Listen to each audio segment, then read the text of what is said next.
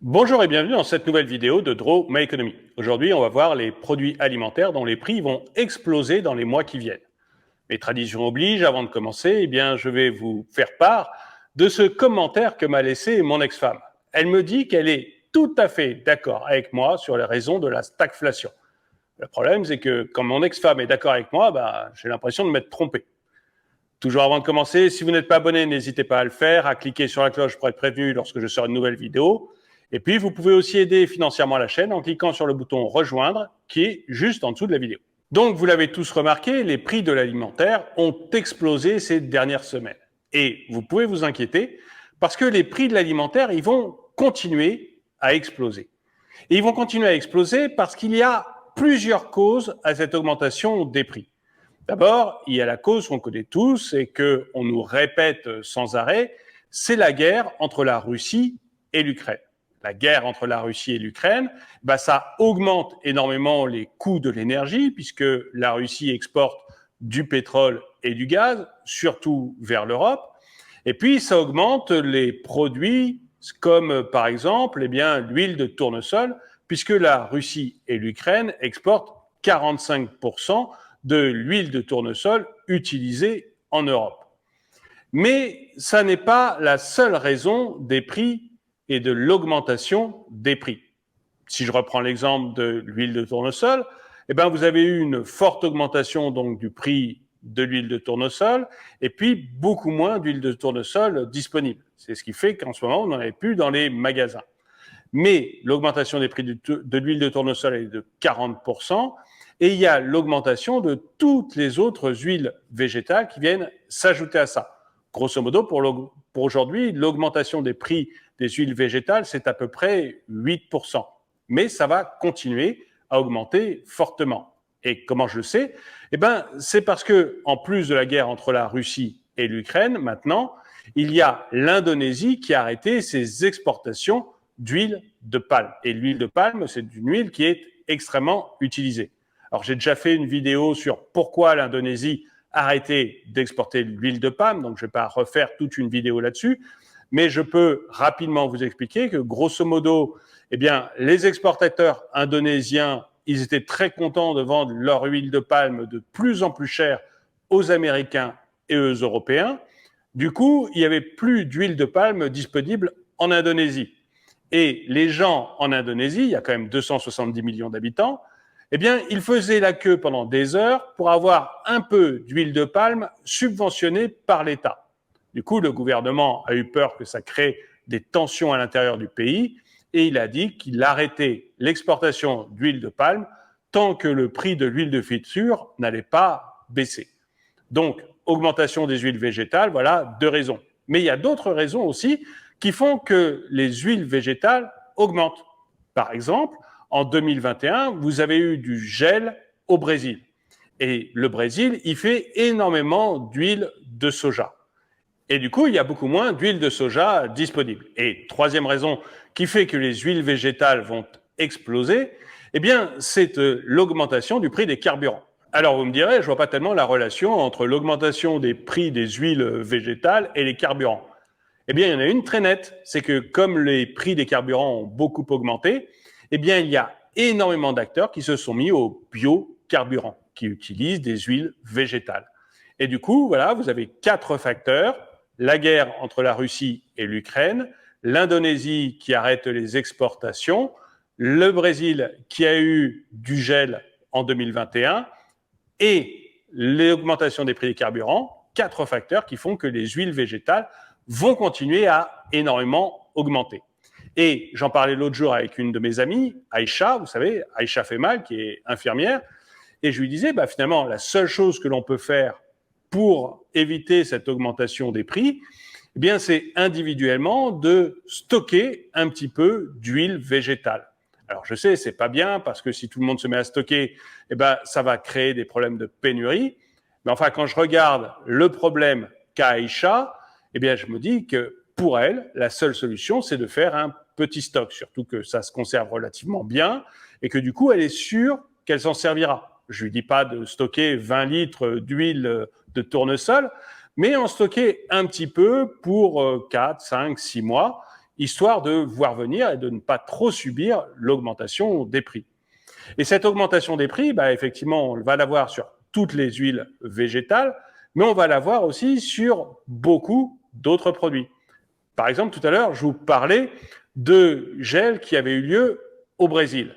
Eh bien, le Brésil, c'est le premier exportateur mondial de café. Le résultat, c'est que vous avez déjà eu une augmentation du prix du café qui est d'un peu plus de 9%. Et que le prix du café, il va continuer à augmenter parce que le Brésil n'a pas pu avoir les récoltes qu'ils espéraient. Et en plus, là aussi, vous avez plusieurs facteurs. Parce que le café, non seulement il est produit au Brésil, mais en plus, après, il faut le torréfier. Et pour torréfier le café, eh bien, on a besoin de beaucoup d'énergie. Et comme l'énergie est en train d'exploser, eh bien, le prix du café va aussi exploser à cause du coût de la torréfaction. Et comme on parle de multifacteurs, eh bien, vous avez non seulement au Brésil du gel, mais un peu plus au nord, aux États-Unis et au Canada, vous avez eu des sécheresses. Et qu'est-ce qui se passe quand il y a des sécheresses? Eh bien, forcément, les récoltes sont moins bonnes. Et c'est une des explications qui fait que vous ne trouvez pas de moutarde ou trouvez moins de moutarde dans vos supermarchés. Parce que pour faire de la moutarde, on a bien sûr besoin de graines de moutarde. Et les graines de moutarde, elles viennent majoritairement du Canada. Et comme le Canada n'a pas pu faire de bonnes récoltes à cause de la sécheresse, eh bien, il y a 2 fois moins de graines de moutarde que d'habitude. Du coup, les graines de moutarde arrivent en France pour faire de la moutarde, il n'y en a pas assez. Du coup, on fait moins de moutarde, du coup, il y a des pénuries, du coup, les prix augmentent. Et le prix de la moutarde, eh bien, il a augmenté d'un peu plus de 9% sur un an. Et les prix vont continuer à augmenter, tout simplement parce qu'il faut pouvoir attendre de voir une nouvelle récolte de graines de moutarde. Et toujours à cause des problèmes de sécheresse au Canada, eh bien, vous avez des problèmes sur le blé. Le Canada, c'est aussi un gros exportateur de blé. Et comme il y a eu une sécheresse, eh bien, ils peuvent exporter beaucoup moins de blé que d'habitude. Et comme un autre gros exportateur de blé, eh bien, c'est l'Ukraine et également la Russie, eh bien, vous avez là 2 facteurs indépendants, la guerre et la sécheresse, qui font que le prix du blé augmente. Et l'augmentation du prix du blé, vous le voyez dans énormément de choses différentes. Vous voyez évidemment dans la farine de blé, mais ça c'est logique, mais vous allez le voir aussi dans l'augmentation du prix des pâtes. Et les pâtes, elles ont augmenté d'un peu plus de 15% sur un an. Et vous allez avoir cette augmentation du prix des pâtes qui va continuer dans les mois qui viennent. Et l'augmentation du prix des pâtes, c'est une chose, mais le blé, vous allez aussi le voir dans l'augmentation du prix de la viande. La viande, pour faire une vache, pour faire un steak, eh bien, il faut du blé et il faut également du soja et il faut enfin de l'huile. Bref, 3 produits sur lesquels on a des petites pénuries ou des problèmes d'exportation. Donc, du coup, le nourrir des vaches, c'est de plus en plus cher. Et autre chose, pour faire vivre les vaches, eh bien, ça coûte énormément en énergie. Or, là aussi, on a un prix de l'énergie qui augmente. Résultat, les prix de la viande ont très fortement augmenté. Les prix de la viande, ils ont augmenté de 11,33% sur un an et la viande hachée, elle a augmenté d'à peu près 8% sur un an. Et ça va continuer à augmenter. Mais il n'y a pas que la viande dans la vache. Parce que si le prix de la vache augmente, eh ben ça veut dire que le prix du lait aussi augmente. Et le litre de lait, il a augmenté de presque 14% sur un an et il va continuer à augmenter. Et c'est dommage parce que le lait, c'est vachement bon.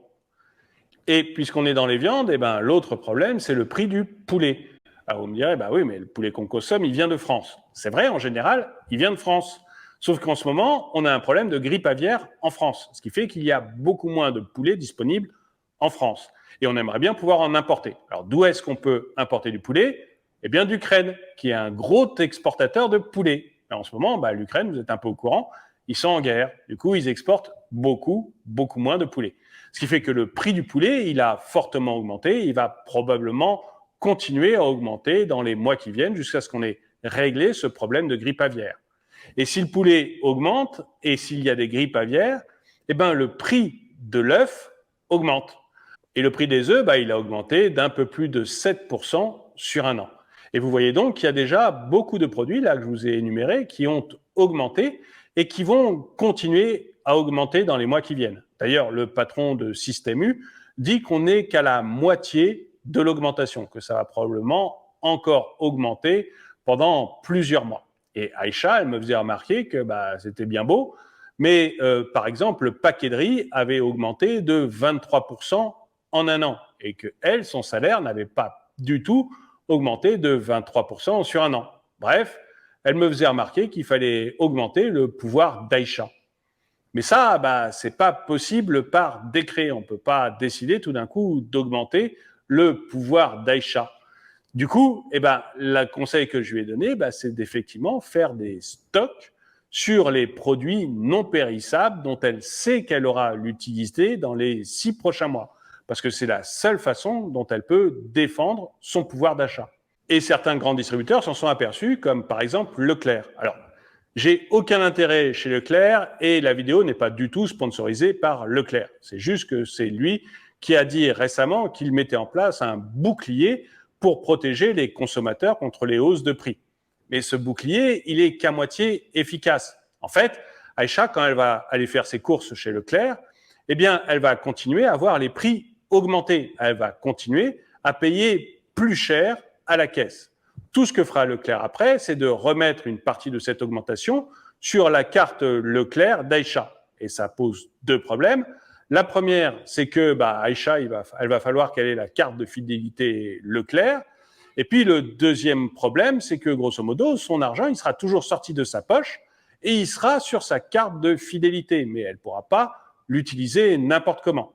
Et ça, c'est un véritable problème. En fait, vraiment, la seule façon qu'Aïcha et chacun d'entre nous a de se protéger de cette inflation, c'est de stocker en quantité raisonnable les produits de grande consommation, les produits qu'ils ont l'habitude d'acheter et qui ont des durées de vie assez longues. C'est pas la peine d'essayer de stocker du beurre. Par contre, stocker de l'huile ou stocker des pâtes, c'est pas forcément imbécile. Alors, je sais que le problème, c'est que si chacun fait ça, à la fin, on va avoir des véritables pénuries qui vont s'installer dans les supermarchés. Oui, mais en cas de forte inflation, l'une des solutions que l'on a, c'est de transformer son argent liquide, ses euros, en produits non périssables que l'on va utiliser dans les 5-6 prochains mois. Et j'aimerais bien savoir ce que vous en pensez. Est-ce que vous avez commencé à faire des stocks? Est-ce que vous pensez faire des stocks? Ou est-ce que vous pensez que finalement, c'est pas très citoyen de faire ça et qu'il faut surtout pas que les gens se mettent à faire des stocks? Dites-le moi dans les commentaires. Et avant le dicton du jour, j'ai 2 informations à vous donner. La première, c'est que je vous conseille d'aller voir une vidéo sur ma chaîne Top Tortue, une vidéo sur les maladies les plus bizarres. Je vous mets un lien dans la description et ici dans le coin de la vidéo. Et puis la deuxième, vous avez pu remarquer que cette vidéo, elle est faite sur un mode un peu plus cool et un peu différent que d'habitude. Ça, c'est parce que beaucoup de gens dans les commentaires m'ont conseillé de faire des vidéos un peu plus naturelles. Et j'aimerais bien savoir ce que vous en pensez. Est-ce que c'est un format de vidéo qui vous plaît davantage que celle que je faisais avant? Dites-le moi dans les commentaires. Et le dicton du jour. Un verre se brise toujours au dernier rebond. Merci à tous ceux qui ont regardé cette vidéo. Mettez-lui un pouce vers le haut, commentez-la, partagez-la. Merci aussi à ceux qui soutiennent la chaîne. Et je vous dis à très bientôt.